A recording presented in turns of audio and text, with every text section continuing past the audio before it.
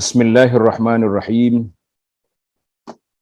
Alhamdulillahi rabbil alamin. Wassalatu wassalamu ala rasuli rabbil alamin.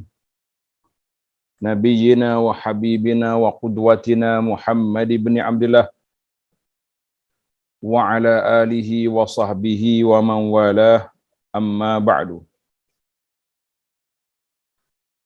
Yang dihormati para Ustaz Reza,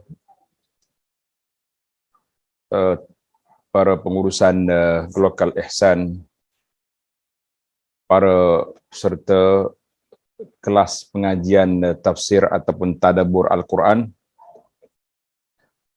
Assalamualaikum warahmatullahi wabarakatuh. Alhamdulillah, syukur kita kepada Allah Azza wa Jalla kerana pada malam yang berbahagia, yang ceria ini kita dapat bersama dalam majlis ilmu, iaitulah sambungan kita kepada tafsir surah Ali Imran. Tafsir surah Ali Imran, ayat kita 21 dan 22. Untuk para jemaah kita yang setia belajar, ayat yang kita akan bincang di sini ialah ayat 21 dan 22 dari surah Ali Imran. Jadi tidak jadi masalah, peganglah tafsir mana-mana pun, asalkan dia ada tafsir, ada terjemahan, kita kata insya-Allah manfaat untuk belajar tu ada. Manfaat untuk kita belajar tu ada. Tafsir yang kita baca ni nama dia Aisarut Tafasir. Tafsir Aisarut Tafasir, seperti yang tertera di gambar di belakang kita itulah, Aisarut Tafasir itu. Jadi para jemaah sekalian, itu di antara tafsir yang ringkas, yang agak mudah lah untuk kita faham. Kalau kita ambil yang panjang-panjang, besar-besar, perbahasannya panjang. Kadang-kadang kita tak jumpa pun cari poin yang kita nak tu.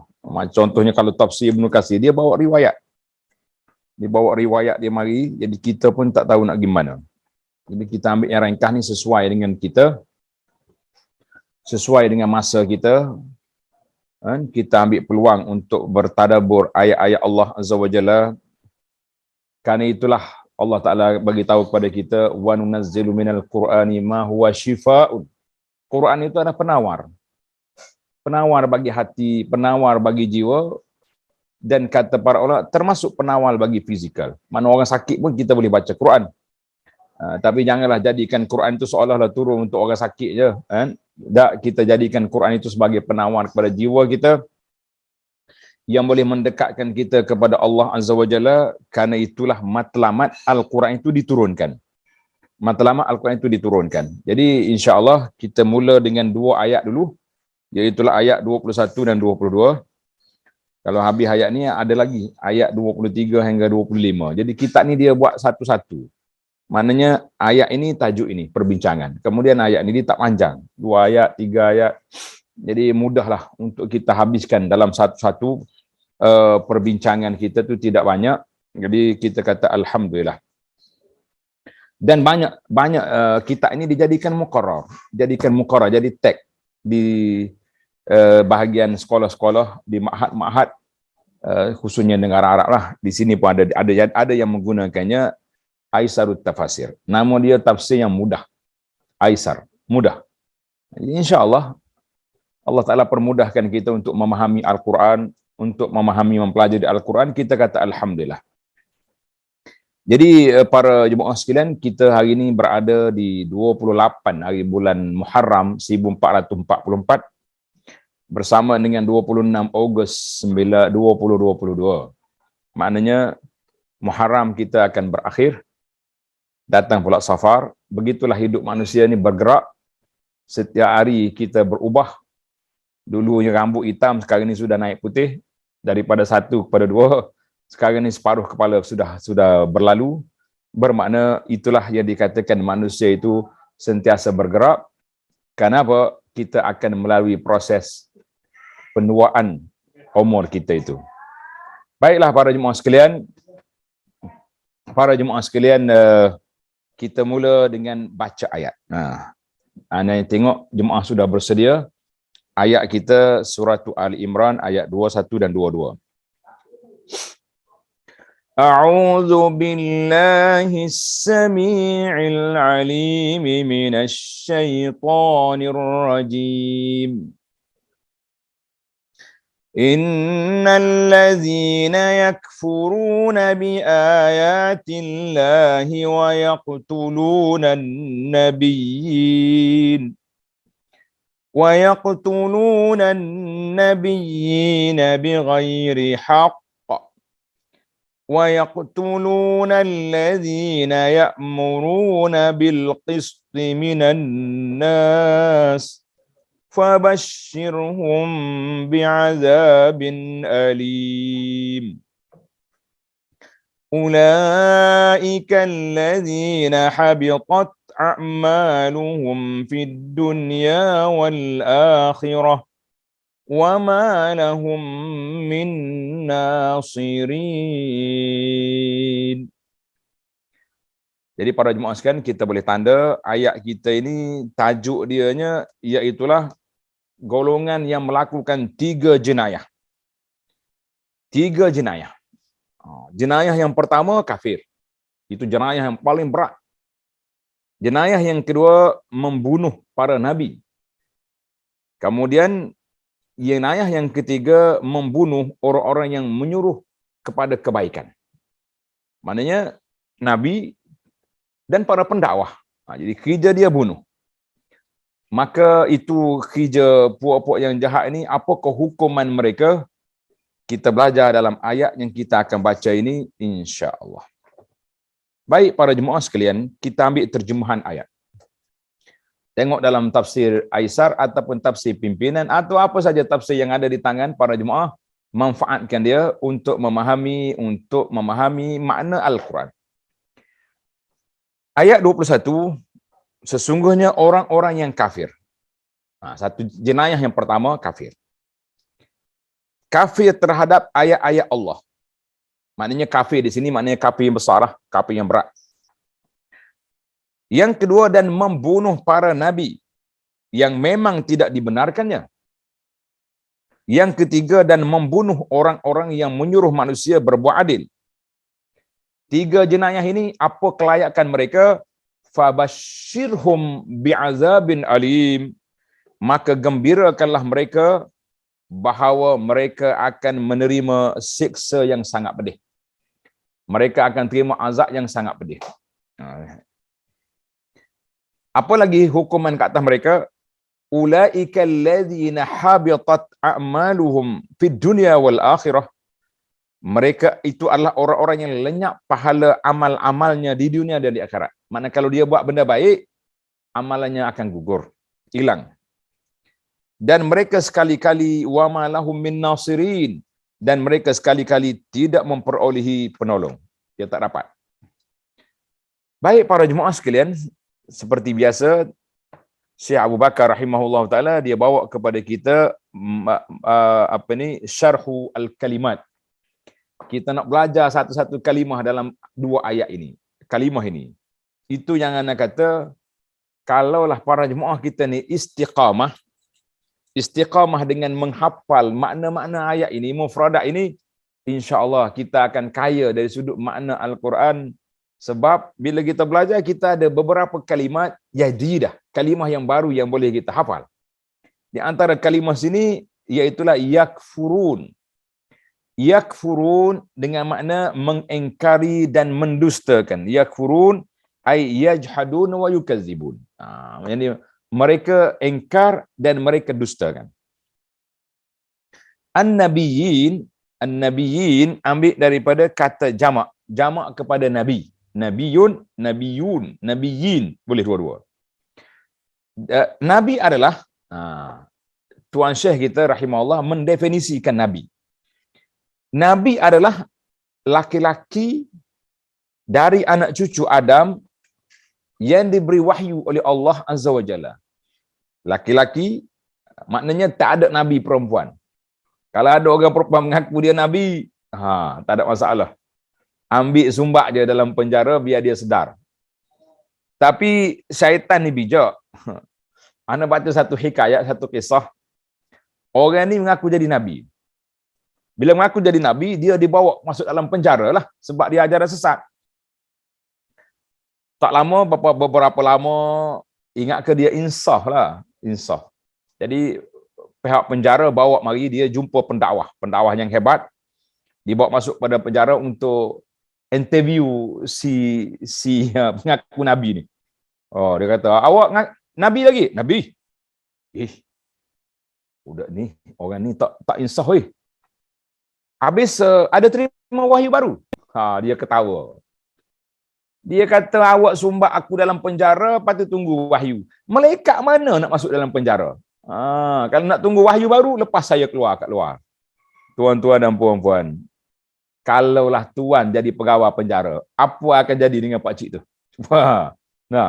Rasa kena pelepuk atas kepala, cakap besar lagi engkau ni, tak nak insah lagi. Boleh dia lawan. Dia kata, aku duduk dalam penjara, mana ada malaikat masuk? Dia kata, kalau rumah ada anjing pun tak masuk, rumah yang ada patung-patung pun malaikat tak masuk, ini dalam penjara, malaikat mana nak mari penjara? Lepaskan aku. Kita kata, Masya Allah. Maka, itu cerita selingan ya. Dari sudut akademiknya para jemaah sekalian, Nabi ini mesti laki-laki, orang yang diwahyukan oleh Allah Azza wa Jalla kepadanya. Itu dipanggil Nabi. Apa beza dengan Rasul? Jadi Rasul berbeza dengan Rasul. Rasul ni dia diperintahkan supaya pergi berdakwah. Berdepan dengan kaum dia, sama ada dia ada kitab sendiri, ataupun dia sambung kitab orang lain, orang yang terdahulu, ataupun dia ada suhuf. Yang pentingnya beza di antara Nabi dengan Rasul itu perbezaan yang ketara, iaitulah Nabi diberi wahyu, tapi tidak diperintahkan untuk menyampaikan secara besar-besaran. Mungkin dia berdakwah dalam kalangan kelompok dia je. Itu dipanggil Nabi. Tapi kalau Rasul tak, dia kena menyampaikan. Itu yang disebut oleh para ulama kita tentang definisi Nabi dengan Rasul. Karena itu Rasul berbeza, bilangan dia tak ramai. Bahawa Rasul ada 300 berapa belah orang saja. Nabi mengikut riwayat yang ada. Walaupun riwayat ni agak riwayat ni dibincangkan oleh ulama hadis. Tapi yang adanya, setakat yang ada 124,000 orang. 124,000 orang. Itu riwayat yang ada. Yang tak ada, kita nak kata macam mana. Tapi mana ramai Nabi, Rasul 300 lebih. Kemudian di kalangan Rasul itu ada lagi 5 orang ulul azmi minar rusul yang disebut berulang-ulang cerita dalam Quran. Nuh, Ibrahim, Musa, Isa, Sayyidina Muhammad sallallahu alaihi wasallam, itu dia panggil Rasul. Ulul azmi. Ulul azmi minar rusul, makna Rasul yang banyak berdepan dengan kaum dia, berhadapan dengan kerenah, perlawanan dan sebagainya. Jadi kita faham sekarang ni di antara Nabi dengan Rasul, cuma Rasul-Rasul yang lain dibangkitkan kepada kaumnya saja. Jadi bersifat waktu dan setempat. Macam Nabi Musa, dia hantar kepada Bani Israel. Kemudian mari pula Nabi Isa. Tapi Nabi SAW, Nabi kata, bu'istu ilan nasi kafah. Aku diutuskan kepada manusia seluruhnya. Jadi dalam ayat ini kita akan tengok Nabi-Nabi yang telah dibunuh oleh kaumnya sendiri. Sebab itulah kita kata jahatnya puak-puak tu. Sebab apa? Bukan sakat dia lawan, dia bunuh. Bukan sakat dia lawan, dia bunuh para Nabi. Allahu Akbar. Kemudian dalam ayat ini dia kata, satu lagi, dari anak cucu Adam. Ini satu poin yang besar, bermakna Nabi tidak ada dari kalangan jin. Tak ada dari kalangan jin. Jin menumpang Nabi kita sallallahu alaihi wasallam. Jin menumpang Nabi kita sallallahu alaihi wasallam. Bil qisti, al-qisti dengan mana keadilan, kebenaran dan kebaikan. Basyirhum bi'azabin alim, beritahukan kepada mereka dengan jelas. Basyir biasanya bisyarah ni khabar gembira, tapi ayat ni lebih kepada ayat perli, sarkastik. Ambillah khabar gembira kepada penentang-penentang Islam ini dengan azab yang cukup pedih. Jadi dia kata, beritahukan kepada mereka dengan jelas agar nampak pengaruhnya pada raut muka yang menyiratkan kesakitan dan penyesalan pada mereka. Biar nampak. Habitat a'maluhum, batal dan hilang amal-amal mereka, sehingga mereka tidak memetik buahnya sedikit pun yang seharusnya bermanfaat untuk mereka. Akibatnya mereka celaka di neraka dan Allah membuat mereka menyesal serta mengazab mereka di neraka Jahannam wal iyaz billah. Jadi puak-puak kafir ni tak ada apalah bagi dianya. Kalau kebaikan yang dia buat di dunia, mereka akan menerima kebaikan itu waktu di dunia. Mereka akan menerima kebaikan itu di mana sewaktu di dunia. Tak ada lah di akhirat esok sudah tidak ada lagi. Sebab apa tidak ada? Sebab gugur semua pahala dia. Habis kesianlah dia. Kita ni banyak kan NGO, charity yang bantu orang, tolong orang. Nah, kita lokal, mereka ada jadi NGO yang macam-macam NGO yang non Muslim yang buat kebajikan kepada orang, maka apa nak buat? Kita kata mereka akan rugi serugi-ruginya. Kebaikan yang dia buat atas dunia ni, Allah Ta'ala balas untuk dia di dunia. Mungkin dia sihat, dia tak sakit. Kalau dia buka bisnes perniagaan dia jadi untung, jadi besar, jadi maju. Tapi setakat itulah. Sebab itu dikatakan ad-dunya jannatul kafir, sijnul mu'min. Dunia ini penjara bagi orang mukmin dan syurga bagi orang kafir. Pernah orang kafir tanya seorang mufti Islam, ada yang riwayat mengatakan Syekh Ibnu Hajar rahimahullah. Dia kata macam mana hadis ni? Hadis ni kata dunia ni syurga kepada orang kafir, penjara bagi orang mukmin, tapi aku susah ni macam mana? Ya, dia kata dia susah. Orang Islam tu senang. Apa nak kita kata? Kata di Syekh, dia kata mu ni atas dunia ni walaupun kau susah, kau senang. Engkau ada makan, ada minum, ada isteri, ada keluarga, masih boleh duduk pergi sana sini, tapi bila kamu mati masuk neraka, tak ada apa. Semuanya azab. Semuanya seksa. Itu maksudnya dunia ni syurga bagi orang kafir, penjara bagi orang mukmin, sebab kita banyak terhalang daripada perkara yang kita nak buat. Kita nak makan ni, tak boleh, ini haram. Nak makan ni, tak boleh, ini tak ada logo halal. Nak buat, jadi kita agak-agak sukar. Banyak lorong-lorong laluan kita tu terhalang. Orang penjara ni banyak halang kan dia tu. Dia dalam penjara, menu yang ada itu je lah boleh. Kecuali penjara VIP, agak longgar sikit. Ada tempat-tempat rehat, ada tempat duduk. Tapi penjara orang biasa lah, apa yang ada itu je lah. Baiklah. Itu dari sudut kalimat, syarhul kalimat. Al-an nantaqil ila makna al-ayataini. Maksud dua ayat ni apa dia maksud? Ayat ini masih berbicara untuk menyingkap tabir kejahatan orang-orang yang engkar dari golongan ahlul kitab. Puak-puak ahlul kitab, puak-puak Yahudi dan Nasara ini, Allah Ta'ala nak bongkarkan kejahatan mereka dalam dua ayat yang kita belajar ini. Di sini Allah Ta'ala menuturkan, di sini Allah Ta'ala beritahu, Tuhan kata apa? Allah Ta'ala sebut, sesungguhnya orang-orang yang engkar kepada ayat-ayat Allah. Orang-orang yang engkar kepada ayat-ayat Allah. Ay annalladzina yakfuruna bi ayatillah. Orang-orang yang engkar dengan ayat Allah. Tengok nota di bawah kata. Nota di bawah, nota 53. Dalam ayat ini Allah menggunakan kalimah fi'il. Fi'il mudhari'. Mudhari'. Fi'il mudhari' ini maknanya menunjukkan berterusan. Engkar. Yakfurun, yaqtulun. Kalau fi'il madhi dia panggil qatala. Qatala kafara, maknanya dah kafir, dah bunuh. Tapi yaqtulun wa yakfurun. Kenapa dia guna fi'il mudhari'? Ini tuan-tuan, ini dia panggil ayat tadabbur. Dengan berbeza dhamir itu, berbeza fi'il itu, ada makna tersendiri yang kita boleh belajar. Untuk menghadirkan dalam benak kita perilaku yang menjijikkan dari orang-orang Yahudi, dan di sisi lain untuk membongkar niat jahat mereka, sebab mereka terus melakukan pembunuhan terhadap nabi-nabi.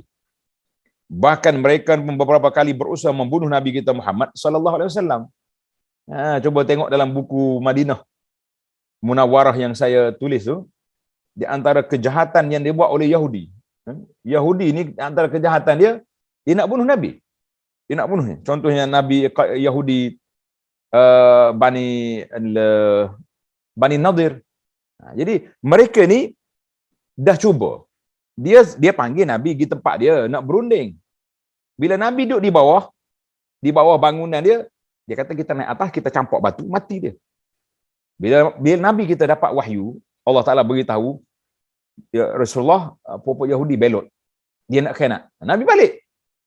Mereka ini bukan setakat Nabi-Nabi yang telah dibunuh, tapi yaqtuluna wa yakfuru. Mana ini dalam pada pelajar tulis, kalau fi'il mudhari' ini menunjukkan berterusan. Mereka ni kafir terus dan kebejatan mereka berterusan. Itu makna dia. Bahkan mereka pun beberapa kali berusaha membunuh Nabi kita Muhammad sallallahu alaihi wasallam. Sebab itulah Allah sebut ayat, innal ladzina yakfuruna wa yaqtuluna. Walahnya benda tu dah berlaku. Patutnya qatalu al-anbiya, mereka dah bunuh, tapi kenapa digunakan fi'il mudhari' yaqtulun? Artinya niat mereka, kejahatan mereka. Tengok apa yang Yahudi buat di Palestin, masih lagi duk korek bangunan di bawah Al-Aqsa. Itu semua kejahatan yang tidak akan berhenti, kejahatan yang tidak akan terhenti sampai bila-bila. Ini perbuatan jahat yang mereka. Maka dalam ayat ini Allah Ta'ala menyingkap tabir kejahatan orang-orang yang ingkar dari dua golongan Ahlul Kitab, iaitu Yahudi dan Nasara. Maka di sini Allah Ta'ala sebut perkataan apa? Yakfuruna wa yaqtulun. Iaitulah orang-orang yang ingkar pada ayat-ayat Allah yang merupakan hujjah dan petunjuk agamanya yang dibawa oleh para rasul. Jadi ayat-ayat Allah Ta'ala itulah merupakan hujjah. Hujjah dan perjalanan agama. Tapi kalau mereka ingkar yang ayat ini, apa lagi yang ada depan dia? Dah tak ada apa lagi dah. Di samping itu mereka juga membunuh nabi-nabi tanpa hak. Tanpa hak dan alasan yang dibenarkan. Tengok ni. Tengok nota di bawah tu. Yakni setiap pembunuhan terhadap nabi pasti dilakukan secara tiada hak. Mana ada hak nabi siapa dia suruh bunuh kau? Dan itu merupakan tindakan jahat. Oleh kerana itu ayat ini turun sebagai kecaman keras terhadap perbuatan keji mereka. Jadi tanpa hak mereka bunuh. Mereka juga membunuh orang-orang yang menyeru mereka untuk berlaku adil. Ibnu Abi Hatim dan Ibnu Jarir At-Tabari meriwayatkan dari Abu Ubaidah radhiyallahu anhu, ia berkata, dia kata apa? Ya Rasulullah, ayyun nasi asyaddu azaban yaumal qiyamah. Jadi riwayat Ibn Abi Jarir, dia mari tanya, siapa tanya? Abu Ubaidah tanya Nabi sallallahu alaihi wasallam, siapakah, saya baca terjemahlah supaya kita tidak panjang. Wahai Rasulullah sallallahu alaihi wasallam, ayyun nasi asyaddu azaban yaumal qiyamah. Siapakah manusia yang paling dahsyat siksaannya pada hari kiamat? Mana semua orang mengaku itu dahsyat belaka, tapi orang yang paling asyaddu, mana paling kuat, paling dahsyat, siapa? Qala sallallahu alaihi wasallam, Nabi kita menjawab, rajulun qatala nabiyan. Iaitu orang yang membunuh nabi. Au rajulan amara bima'rufin wa naha 'anil munkar, atau membunuh orang yang menyeru pada kebaikan dan mencegah kemungkaran. Manakala bunuh orang biasa pun berat dah. Ni dia bunuh nabi, bukan manusia biasa. Atau bunuh para pendakwah. Maka Nabi sallallahu alaihi wasallam membaca ayat ini, innal ladzina yakfuruna bi ayatillah wa yaqtuluna an-nabiyyina bighairi haqqin ila akhiril ayat. Maka ayat ini. Dan seterusnya, kemudian baginda sallallahu alaihi wasallam bersabda, Nabi kata, ya Aba Ubaidah, qatalat Banu Israel, wahai Abu Ubaidah, Abu Ubaidah ni sahabat Nabi yang hebat. Nama dia Amir Ibnul Jarrah. Tulis nama dia. Abu Ubaidah, nama dia Amir Ibnul Jarrah. Terkenal gelaran dia, glamour dengan nama Amin Hazihil Ummah. Setiap sahabat tu ada sahabat-sahabat yang besar ni ada gelaran-gelaran yang tertentu Nabi beri. Abu Ubaidah ni gelaran dia, apa dia? Amin Hazihil Ummah. Mana orang yang amanah dalam umat ini. Allahu Akbar. Nabi kata, ya Abu Ubaidah, kaum Bani Israel pernah membunuh 43 orang Nabi pada hari dalam 1 jam. Dia kata, salah satu arba'in nabiyan awalan nahar fi sa'atin wahidah. Oh, kuat. Faqama mi'atun wa sab'una rajulan. Lalu mereka kemudian lalu bersegeralah 170 orang dari kelompok ahli ibadat Bani Israel bangkit. Lalu mereka menyeru para pembunuh itu kepada kebaikan dan mencegah mereka daripada kemungkaran. Maka para ahli ibadat itu pun mereka bunuh semuanya pada hari itu juga. Allahu Akbar. Maka mereka itulah yang dimaksudkan dalam ayat ini, iaitulah kita kata asal cerita ayat. Asal cerita ayatnya begitulah. Tetapi kita kena ingat, ayat ini bukan terhenti dekat Yahudi saja.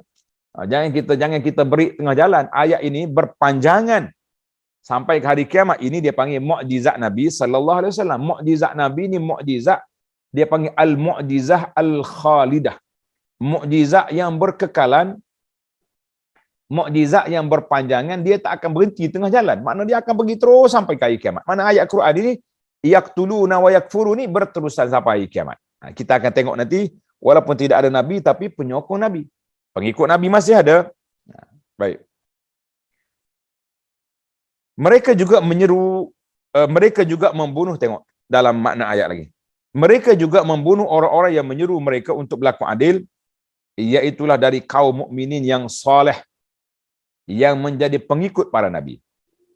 Inilah sebahagian kejahatan yang dilakukan oleh ahli kitab. Kerana itu beritahukanlah kepada mereka tentang azab yang sangat pedih yang akan mereka terima. Jadi padahlah 3 kejahatan, 3 jenayah ni, kita kata ini satu perbuatan yang cukup dahsyat yang dilakukan oleh puak-puak ahli kitab kepada Nabi mereka sendiri.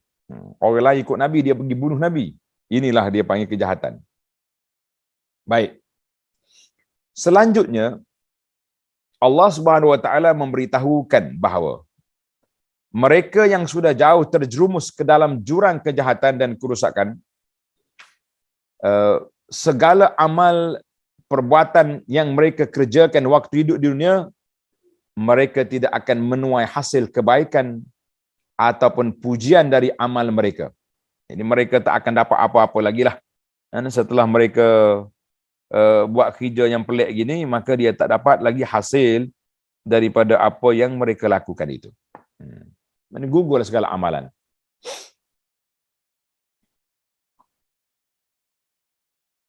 Akan tetapi, amal-amal itu akan menjadi lembaran hitam bagi mereka, di mana mereka akan dihujah dan dilaknat sama ada semasa mereka hidup ataupun sesudah mereka itu. Selain itu di akhirat, mereka tidak akan menemukan penolong yang akan membantu mereka, membebaskan mereka dari azab Allah. Tak ada siapa nak tolong mereka, tak ada siapa. Mana mungkin ada penolong lain di akhirat selain daripada Allah Subhanahu Wa Taala? Sungguh itu adalah satu hal yang mustahil. Dia kata ini kan satu benda yang mustahil. Orang ada penolong nak menyelamatkan manusia lain daripada Allah Azza wa Jalla. Baik para jemaah sekalian, ini di antara ayat yang kita bincangkan ringkas dan kita pergi kepada pelajaran yang dapat kita ambil daripada ayat ini. Saya ambil di sini daripada ayat daripada dalam Aisar, dan mungkin kita akan tambah lagi dari kitab Al-Muharrar yang saya baca ni, kerana menarik dia punya analisa ataupun penjelasannya. Baik para jemaah sekalian, kita berpindah kepada pelajaran yang dapat diambil Tuan Syekh kita bawa pendek je pelajaran dia. Adalah dengan ayat yang pendek kan. Yang pertama, kekafiran dan kezaliman termasuk penyebab kecelakaan di dunia dan mendapat azab yang kekal di akhirat. Ini perkara yang besar. Kekafiran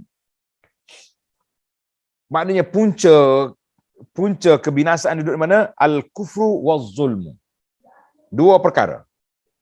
Satu punca kafir, satu lagi punca kezaliman.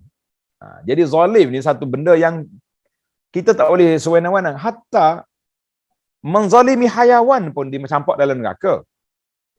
Kan dalam hadis Nabi sallallahu alaihi wasallam sebut seorang perempuan yang masuk neraka dengan sebab dia kurung seekor kucing.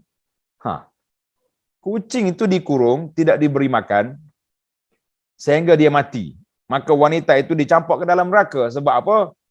Kerana dia mengkhianat kepada makhluk Allah Azza wa Jalla. Bagaimana kalau kita zalim seorang manusia yang baik, manusia yang beriman, manusia yang taat kepada Allah Azza wa Jalla, kita melakukan kezaliman kepada mereka. Oh, lagi dahsyat. Hari ini kezaliman yang dibuat melalui berbagai-bagai medium, kita boleh kata. Kita jangan nampak kalau zaman dulu zalim tu kita nampak orang pukul orang ya. Sekarang ni macam-macam kezaliman. Tetapi sebagaimana kata Sayyidina Luqman alaihi salam, inna syirka la zulmun azim. Inna syirka la zulmun. Sesungguhnya perbuatan syirik itu adalah merupakan kezaliman yang paling berat. Kalau kita nak tahu kezaliman yang paling dahsyat, yang paling berat dalam dunia ini, iaitulah zalim terhadap Allah Azza wa Jalla dengan melakukan syirik. Na'udzubillah. Karena itu menjadi kewajipan kepada kita, para pelajar, para jemaah sekalian, kita kena belajar ilmu tauhid, ilmu nawaqidul iman, ilmu tentang perkara yang boleh membatalkan iman, membatalkan Islam. Jangan mudah-mudah. Kita kena tahu yang membatalkan iman kita ni, Islam kita ni, melalui 3 perkara. Satu, dia panggil i'tiqad. Orang tu percaya adanya kuasa lain daripada Allah, maka orang tu jadi terkeluar daripada Islam. Melalui perkataan, dia kata apalah, undang-undang Allah Taala ni buat apa ni, menghalang kemajuan lah, tak moden. Nah, kita duduk di zaman time teknologi ni apa? Jadi ataupun dia menghina sunnah Nabi sallallahu alaihi wasallam, ini dia panggil orang-orang yang dikira boleh terkeluar daripada Islam dengan perkataan. Ataupun dia kata macam-macam, dia maki, caci Tuhan. Maka kita mengatakan ini perbuatan yang dahsyat. Yang ketiga, melalui perbuatan. Dia pergi tunduk pada berhala, melakukan perbuatan-perbuatan yang boleh membawa kepada syirik, maka itu kita kata itu satu benda yang cukup berbahaya. Jadi para jemaah sekalian, di sinilah menjadi tanggungjawab kepada kita, para pendakwah, menyatakan batas iman dan kufur. Menyatakan batas iman dan kufur. Cuma problem kita hari ini, bila kita nyatakan batas iman dan kufur, ada pula orang-orang yang salah anggap. Dia kata ini bahaya ni, ustaz ni suka mengkafirkan orang. Kita kata subhanallah. Mana kita mengkafirkan orang? Kita hanya menyatakan batas. Buat macam ni boleh bawa kepada kekufuran. Atau perbuatan ini kalau tidak dibendung, tidak dikawal, boleh membawa kepada kesyirikan. Sebab itu dalam fiqh dia panggil sadduz zara'i. Menyekat lorong-lorong yang boleh pergi kepada kesyirikan. Sebab itulah bahaya je bila ada orang pergi ke kubur, duk memuja kubur, duduk minta pertolongan dengan orang-orang yang sudah mati. Jadi kita kata ini perbuatan yang bahaya. Sekarang ni macam-macam timbul. Ziarah wali-wali, dicium batu nisan lah, duduk dekat batu nisan, minta. Kita kata perbuatan-perbuatan begini perlu dibendung dan diberi maklumat yang jelas kepada masyarakat. Kita bukan nak mengkafirkan orang, tapi kita nak menjelaskan batasan-batasan iman dan kufur itu sangat berbahaya. Sebab apa? Orang yang terjebak dengan kekufuran dan kezaliman, zalim dalam sudut akidah ni, menyebabkan kecelakaan dunia dan azab kekal di akhirat. Tapi kalau zalim dalam bab perbuatan saja, maka mereka masih lagi tahta masyiatillah, mereka duduk di bawah kehendak Allah Ta'ala. Jadi dalam ayat ini, oleh kerana konteks ayat ini kepada ahlul kitab yang kufur terhadap Allah Ta'ala, maka ayat itu disebut kekal dalam neraka, khas untuk mereka. Baik. Kita berpindah kepada perkara yang kedua. Nah, yang kedua dikata qatlul amirina bil ma'ruf. Orang yang membunuh, membunuh orang yang melakukan amar ma'ruf dan nahi mungkar. Kita pergi bunuh pendakwah. Pendakwah ni duk kerja amar ma'ruf nahi mungkar. Apa jadi? Kaqatlil anbiya fi 'izamil jurmi. Sama besarnya dosanya dengan pembunuhan terhadap para nabi alaihi wassalatu wassalam. Sebab apa? Kenapa? Sebab para pendakwah inilah yang menyambung lidah Nabi. Menyambung lidah Nabi. Tengok nota di bawah. Al-Imamul Qurtubi rahimahullah ta'ala meriwayatkan dalam kitab tafsirnya sebagai berikut. Dengar ni, sebagai berikut. Setiap negeri yang di dalamnya ada 4 orang berikut ini. Dia kata, kullu baldah yakunu fi arba'atun. Setiap negeri yang ada 4 orang, 4 kategori manusia dalam negeri itu, apa jadi? Fa ahluha ma'sumuna minal bala. Mereka ini selamat daripada bala. Dengar ni. Ini penting. Yang pertama siapa? Yang pertama dia kata al-imamul adil. Pemimpin adil la yazlim, yang tidak melakukan kezaliman. Mana satu negeri pemimpin dia adil, tidak melakukan kezaliman, insya-Allah negeri selamat. Adil di sini semua dengan makna adil yang betul lah, yang betul. Mana adil itu maknanya dia tak ambil harta negara untuk dijadikan milik, dijadikan kemewahan peribadi, kan? Harta negara dibolot, dibahagi kepada orang-orang kita je, dibuat akta-akta untuk menyekat kebebasan rakyat semata-mata untuk nak menjaga kedudukan. Itu banyaklah kalau kita nak baca tentang maknanya imam yang adil ni. Tuan-tuan ingat, imam yang adil ni imam calon yang pertama. Allah SWT akan letak mereka di bawah bayangan yang tidak ada bayang pada hari kiamat kecuali tahta arsyir rahman, tahta zilali arsyir rahman, yang duduk di bawah bayangan arasy Allah, iaitu yang pertama sekali al-imamul adil. Jadi kita perlu kepada pemimpin yang adil.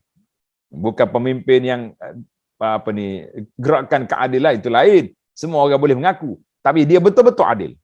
Yang kedua, tulis nombor 2. Yang kedua, kata Qurtubi lagi, yang kedua, seorang ulama, dia kata alim ala sabilil huda.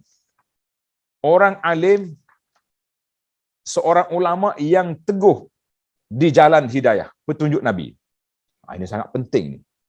Kita nak ulama yang tegas menyebarkan sunnah Nabi sallallahu alaihi wasallam. Hari ini ulama-ulama kita mengaku senang je nak jadi ulama sekarang ni. Masuk dalam persatuan ulama jadi ulama. Masuk dalam dewan ulama jadi ulama. Masuk dalam persatuan apa saja. Sekarang ni kita macam-macam. Persatuan Ahlus Sunnah jadi Ahlus Sunnah. Yang tak masuk persatuan terkeluar. Mudah. Kita level ni untuk kita, senang untuk kita nak atur percaturan. Dia ada tidak, dia kata ulama Rabbani. Ulama yang mengikut sunnah Nabi SAW, maka itu yang diperlukan. Ini tidak. Ulama hadut mengajar sunnah Nabi, ulama ini yang dihentam. Ulama je duk cerita yang pelik-pelik, itu yang disanjungkan. Kita kata nak kiamat dah ni kita ni, tuan-tuan, kan? Kita nak kiamat dah. Nak kiamat dah. Yang betul jadi salah, yang salah dipuja-puja dan dibetul-betulkan. Yang ketiga. Wa masyayikh ya'muruna bil ma'rufi wa yanhauna 'anil munkar wa yahrisuna 'ala talabil ilmi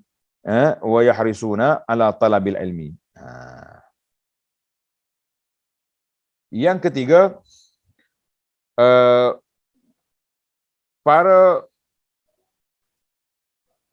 pemuka agama, mana pendakwah yang menyeru kepada ma'ruf dan mencegah kemungkaran. Dan mereka yahrisuna ala talabil ilmi wal Quran. Mereka pendakwah ni pula masa lagi berterusan untuk mempelajari ilmu, mempelajari Al-Quran. Kita kata ini pendakwah yang penting. Kita dakwah ni bukan dengan semangat saja, dengan pakai tongkat cincin besar, tak, demo sana, demo sini lah. Dakwah Islam ini bukan duduk di atas gedebe, tunjuk kuasa begitu. Dakwah kita duduk di mana? Duduk di atas paksi al-hujjah wal ilmi, dengan di atas hujah dan ilmu. Itu dakwah yang besar. Dakwah kita duduk di atas hujah dengan ilmu. Dia bukannya sewenang-wenang. Kata ni orang dakwah hebat dia. Pakai cincin besar semua tangan. Tak, tunjuk dia punya balut kain hebat di tengkok, contohnya gantung tasbih dia ni. Oh ini la nahnu naqum alal hujjah. Dakwah kita ni berpaksi pada hujah. Berpaksi pada hujah. Kalau ada orang kedai nak tolong kita, tak ada masalah, tapi bukan itu paksi kita. Yang keempat, itulah yang keempat ni penting. Wa nisa'uhum masturatun la yatabarrajna tabarrujal jahiliyatil ula. Dalam masyarakat itu, yang keempat, kaum perempuan mereka berpakaian menutup aurat. Tidak berpenampilan layaknya seperti penampilan gaya pakaian orang-orang jahiliah yang terdahulu. Jadi kita ada empat. Tuan-tuan boleh ingat balik. Empat kumpulan. Yang pertama siapa? Imamun adil. Yang kedua, adanya para ulama yang menyebarkan sabilul huda, menyebarkan sunnah Nabi sallallahu alaihi wasallam. Yang ketiga, para pendakwah, pendukung para ulama yang berjuang menegakkan amal ma'ruf nahi munkar, dan mereka sentiasa menuntut ilmu. Yang keempat, para wanita yang menjaga maruah diri, menjaga aurat, tidak bercampur bebas, tidak mendedahkan aurat. Ada empat perkara ini sangat besar. Itu kata Imamul Qurtubi dalam tafsir dia. Baik. Wa akhraja Ibnu Majah an Anas bin Malik. Dan Ibnu Majah, tanda ni patutnya dia dia letak di perenggan lain lah. Tapi pencetak ni mungkin ruang dia sempit. Ini tajuk lain ni. Imam Ibnu Majah telah mengeluarkan hadis daripada Anas bin Malik radhiyallahu anhu, qila ya Rasulullah mata yutrakul amru mimman munkar. Orang tanya Nabi sallallahu alaihi wasallam, ya wahai Rasulullah, bilakah boleh ditinggalkan tugas amar ma'ruf nahi munkar? Bila kita nak berhenti tugas ini? Menarik. Qala sallallahu alaihi wasallam, iza zahara fikum ma zahara fil umam min qablikum. Dia kata apabila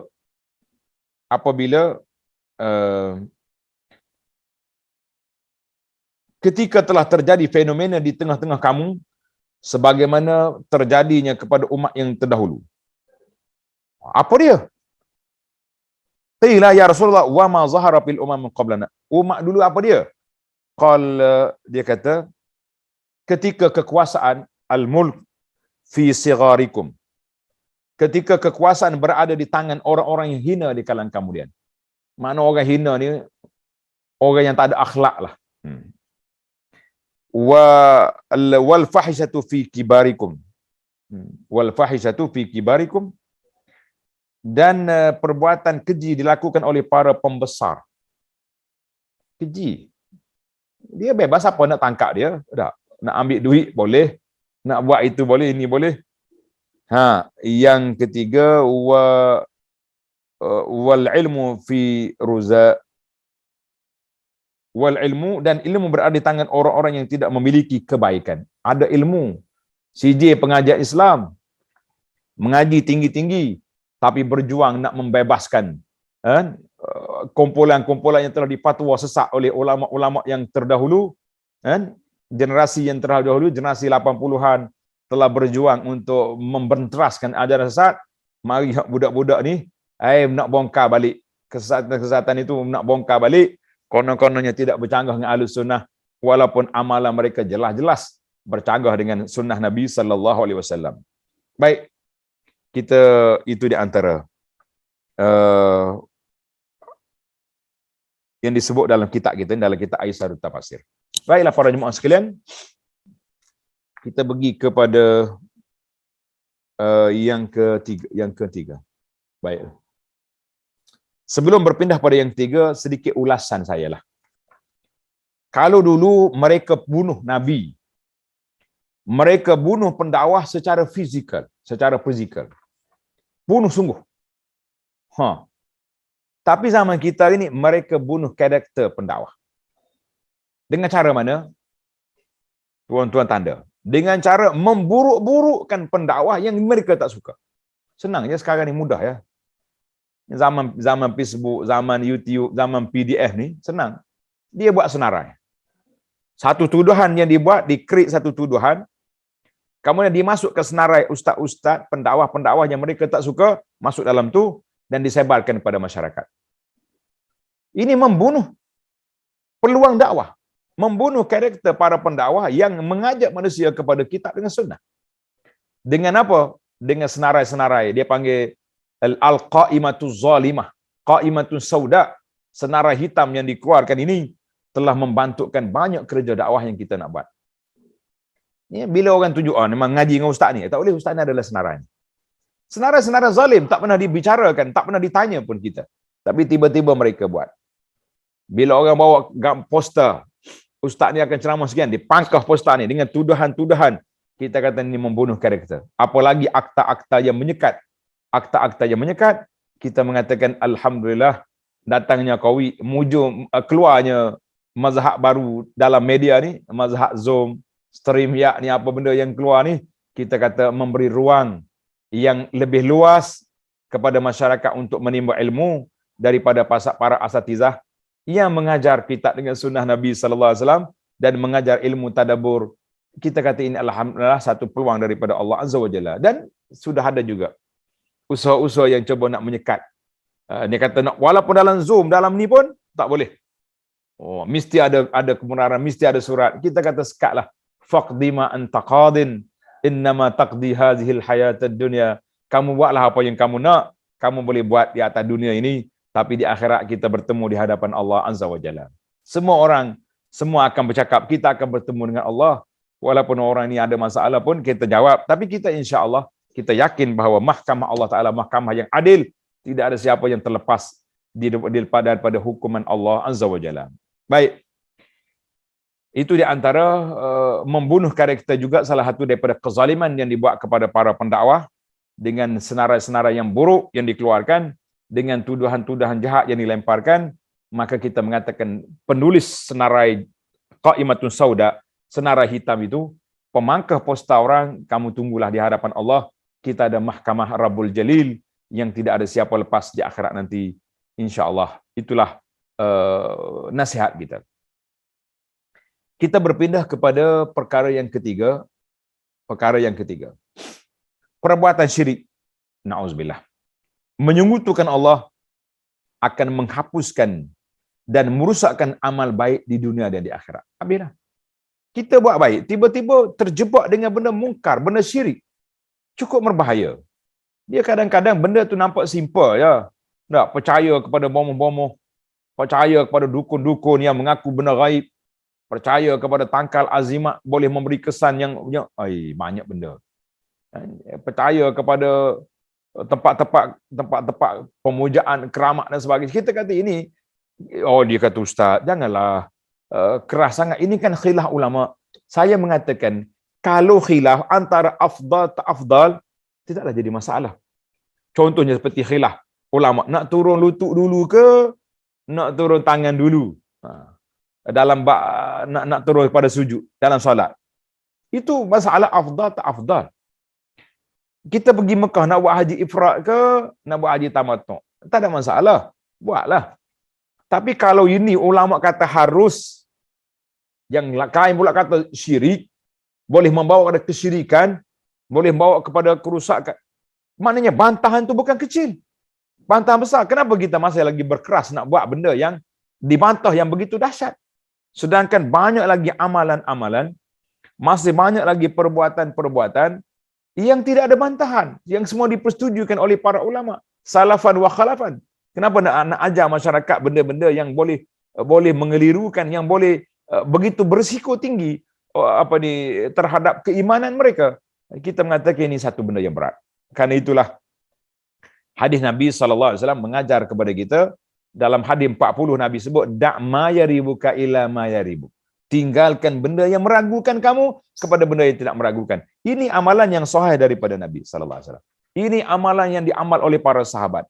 Ini amalan yang disetujui oleh para ulama. Kenapa kita tinggal ini? Kita pergi cari benda-benda yang berisiko, yang boleh menyebabkan manusia akan merusakkan ke perjalanan mereka, yang cukup berisiko untuk mereka di akhirat esok. Baik, para pendakwah, kembalilah ke paksi asal. Jalan kita, jalan Nabi SAW. Nabi kata, aku tinggal kepada kamu Alkitab was sunnah. Baik, kita pergi kepada yang terakhir dalam perbincangan kita ini. Orang yang dihinakan, disia-siakan oleh Allah Ta'ala, maka tak ada seorang pun yang dapat menolongnya, dan barang siapa yang ditolong oleh Allah, maka tak ada seorang pun yang dapat mengalahkannya. Kita yakinkanlah. Dalam hadis yang panjang, tuan-tuan tanda hadis ini dia panggil hadis Ibnu Abbas. Hadis Ibnu Abbas radhiyallahu anhuma. Hadis ini panjang. Ketika Nabi SAW ambil Ibnu Abbas letak atas kenderaan dia, dia kata, ya ghulam, inni u'allimuka kalimatin. Wahai anak, wahai budak, ini aku ajar kepada kamu beberapa kalimat. U'allimuka kalimatin. Ini penting hadis Ibnu Abbas ni. Dia kata, di antaranya Nabi ajar, wa'lam annal ummata, kamu tahulah sekiranya seluruh umat ini berpakat nak memberi kebaikan kepada kamu, la yanfa'u, mereka tak dapat beri manfaat kecuali apa yang telah ditetapkan oleh Allah Azza wa Jalla. Contoh yang paling mudah, seorang pembesar negara. Negara pula bukan negara biasa-biasa, yang kaya raya. Dia tak berjalan dengan kereta, berjalan dengan kapal terbang, jalan dengan jet. Apa tepat? Kaya. Kalau dia nak mati, boleh je jet dia pergi ambil doktor yang paling alim dalam dunia, dalam pakar bidang ni. Pergi ambil di barat, pergi ambil di timur, bawa berkumpul di sini. Tapi Allah kata, Nabi kata apa? La wijtamatil ummata an yanfa'uk. Kalau berkumpul umat ini untuk beri manfaat kepada kamu, la yanfa'uk, lam yanfa'uka illa bi syai'in qad katabahu Allahu lak. Mereka tak akan mampu kecuali apa yang ditetapkan oleh Allah Azza wa Jalla. Sebaliknya, walau ijtama'u ala an yadurruk, kalau mereka ni berkumpul untuk beri mudarat pada kamu, juga mereka tak mampu kecuali apa yang telah ditetapkan oleh Allah Azza wa Jalla. Maka di sini kita mengatakan, siapa yang Allah Ta'ala muliakan dia, walaupun dihina oleh manusia, dia tetap mulia. Tapi siapa yang dihina oleh Allah Azza wa Jalla, walaupun manusia memuja dia, manusia cuba nak bongkar balik, manusia nak up balik, ajaran-ajaran dia yang pelik, yang telah digazet sebagai sesat, juga akan dinaikkan taraf semula. Kita mengatakan dia tidak akan mulia di sisi Allah Azza wa Jalla. Maka para jemaah sekalian, itulah hadis ini rawahu al-Tirmizi wal lafzu lahu wa Ahmad bisanadin sahih. Jadi hadis Ibnu Abbas ni sangat penting untuk kita belajar. Bagi anak hadis ini, ibu bapa kita semua, ini pengalaman saya lah waktu anak belajar di Madinah dulu. Anak saya sempatlah 2 orang, 3 orang sempat masuk pasti Arab ni. Pasti Arab ni pusat, dia tak panggil pasti ni Melayu. Dia panggil Rauzatul Atfal, taman pelajaran kanak-kanak. Kita ajar anak kita, masuk anak kita 2-3 hari, dia balik, dia baca doa ni. Ya ghulam, tengok. Duduk atas kereta, duduk baca. Ya ghulam, inni u'allimuka kalimatin, ihfazillah ihfazillah tajidhu. Kita kata, Masya Allah, anak-anak kita diasah, anak kita dilatih, anak kita dididik daripada kecil lagi dengan ilmu akidah yang mantap. Ni kita dah daripada kecil duk ajar hantu lah. Dah, pergi situ hantu, pergi sini macam benda-benda karut. Akhir kali pangkat-tangkat azimat bergayut di sini. Tak cukup dengan azimat dia kecil-kecil, bagi tasbih kokar yang besar-besar pula. Kita mengatakan apa yang kita nak didik anak macam ni. Jadi dia didik anak kita. Jadi doa ni, doa hadis Ibnu Abbas ni hadis yang penting. Lebih-lebih lagi kita nak tahu bahawa mana-mana saja yang Allah Ta'ala beri kemuliaan, orang tak ada siapa yang boleh hina. Siapa yang Allah Ta'ala beri kehinaan, tak ada siapa yang boleh mulia. Walaupun satu stadium penuh. Ni sehari 2 ni sibuk dengan tersusunnya pesta-pesta maksiat yang dibawa masuk ke dalam negara kita, maka para pendakwah, orang-orang yang ada autoriti, orang yang ada mulut masih boleh bercakap, kita mesti bantah segala mungkar dan maksiat yang dibawa masuk. Kita kata cukuplah tsunami telah mengurung kita 2 tahun, merosakkan ekonomi, merosakkan sebahagian. Kamu jangan tunggu yang lebih dahsyat daripada itu. Allah Ta'ala boleh je turun bala kalau manusia ni derhaka kepada Allah Azza wa Jalla. Jadi setakat itu dululah para jemaah sekalian. InsyaAllah kita jumpa lagi dalam minggu-minggu yang lain. Apabila ada peluang, iklan akan dikeluarkan. InsyaAllah kita akan sambung lagi ayat 23 dan ayat 25 dalam surah Ali Imran dalam CD yang akan datang. InsyaAllah. Baik, kita serah balik majlis kita kepada pihak pengerusi. Subhanakallah hamdika asyhadu an la ilaha illa anta astaghfiruka wa atubu ilaik. Wa sallallahu ala nabiyyina Muhammadin wa ala alihi wa sahbihi ajma'in walhamdulillahi rabbil alamin. Jazakumullahu khairan Datuk Abu Anas. Ada soalan satu Datuk di ruang chat tu, kalau saya boleh baca untuk makluman Datuk. Assalamualaikum Ustaz, sekiranya seseorang terlibat dengan syirik berkaitan dengan perbincangan kita, gugur segala amalan, sekiranya orang itu bertaubat, adakah boleh dikembalikan pahala amalan yang sebelum dia syirik ataupun tidak mungkin? Ini di antara kalau orang tu taubat. Dia mati dia sempat bertaubat, insya-Allah macam komputer kita lah, kadang-kadang komputer ni ada masalah dah. Jadi kita boleh, dia maknanya boleh install balik lah maklumat atau pahala yang dia ada itu kalau orang tu bertaubat kepada Allah Azza wa Jalla. Dengan taubatan nasuha dia ada peluang lagi.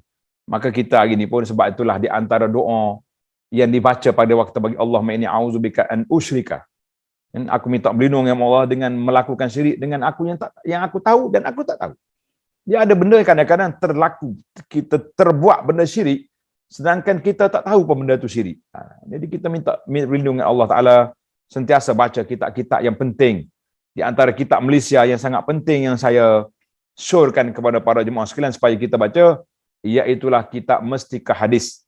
Jilid yang pertama di akhir bab, tajuk dia bab kewajipan menjaga iman dan Islam. Ini sangat penting.